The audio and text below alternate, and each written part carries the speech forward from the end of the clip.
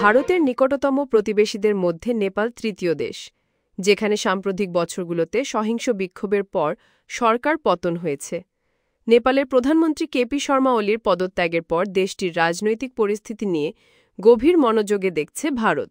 শুধু তাই নয়, নেপালের এই পরিস্থিতি ভারতকে ২০২২ সালের শ্রীলঙ্কা এবং বর্তমানে বাংলাদেশের রাজনৈতিক পরিস্থিতি নিয়েও ভাবিয়ে তুলেছে। তাহলে কেন নেপালের ঘটনায় ভারত এতটা উদ্বিগ্ন? নেপালের সরকার বিরোধী বিক্ষোভের সময় পুলিশের সঙ্গে সংঘর্ষে ২০ জনের বেশি নিহত হওয়ার পর প্রধানমন্ত্রী কেপি শর্মা ওলি পদত্যাগ করেছেন।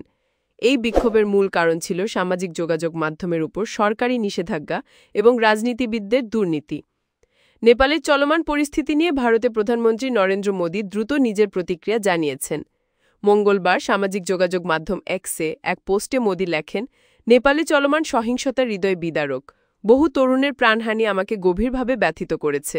তিনি নেপালের সব ভাইবোনের প্রতি শান্তির আবেদন জানিয়েছেন। বিশ্লেষকরা বলছেন, নেপালের কৌশলগত অবস্থানের কারণে দেশটির যে কোনো অস্থিরতা ভারতের জন্য উদ্বেগের কারণ হয়ে দাঁড়ায়। ভারতের ৫টি রাজ্যের সঙ্গে নেপালের প্রায় ১৭৫০ কিলোমিটার দীর্ঘ খোলা সীমান্ত রয়েছে। দুই দেশের মানুষের মধ্যে রয়েছে ঐতিহাসিক সম্পর্ক। প্রায় ৩৫ লাখ নেপালি ভারতে কাজ করেন বা বসবাস করেন। এর বাইরে প্রায় ৩২,০০০ নেপালি গুর্খা সৈন্য ভারতীয় সেনাবাহিনীতে কাজ করছেন।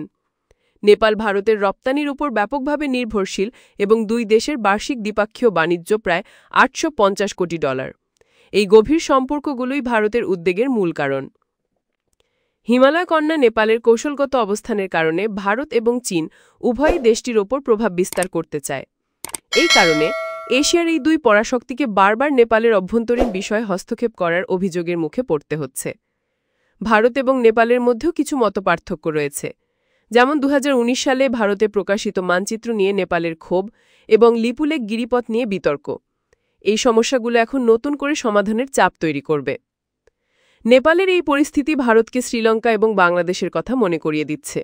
২০২২ সালে শ্রীলঙ্কায় গণবিক্ষোভের মুখে তৎকালীন প্রেসিডেন্ট গোতাবায়া রাজপক্ষের দেশত্যাগে বাধ্য হওয়ার ঘটনা ভারতকে চমকে দিয়েছিল।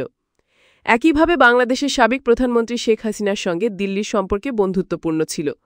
বর্তমান অন্তর্বর্তী সরকারের সঙ্গে ভারতের সম্পর্কে কিছুটা টানাপোড়েন রয়েছে, যা নেপালের এই সংকটের সময় ভারতের জন্য আরও একটি মাথা ব্যথার কারণ।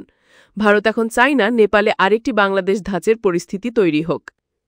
নেপাল বিষয়ে বিশেষজ্ঞ মেজর জেনারেল অবসর অশোক মেহতা বিবিসিকে বলেছেন, পরাশক্তি হয়ে ওঠার উচ্চাকাঙ্ক্ষার কারণে ভারত প্রতিবেশী দেশগুলোর ওপর থেকে নজর সরিয়ে নিয়েছে।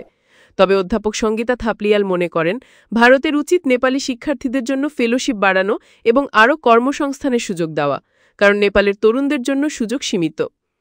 নেপালের রাজনৈতিক অস্থিরতা কি ভারতের পররাষ্ট্রনীতির জন্য একটি বড় চ্যালেঞ্জ? আপনার কি মনে হয়, ভারত এই সংকট মোকাবিলায় কেমন ভূমিকা পালন করবে? কমেন্ট বক্সে আপনার মূল্যবান মতামত জানান। ভিডিওটি ভালো লাগলে লাইক, কমেন্ট ও শেয়ার করুন। আন্তর্জাতিক সম্পর্ক, রাজনীতি এবং গুরুত্বপূর্ণ সব খবর পেতে আমাদের চ্যানেলটি সাবস্ক্রাইব করে পাশে থাকা বেল আইকনটিতে ক্লিক করুন।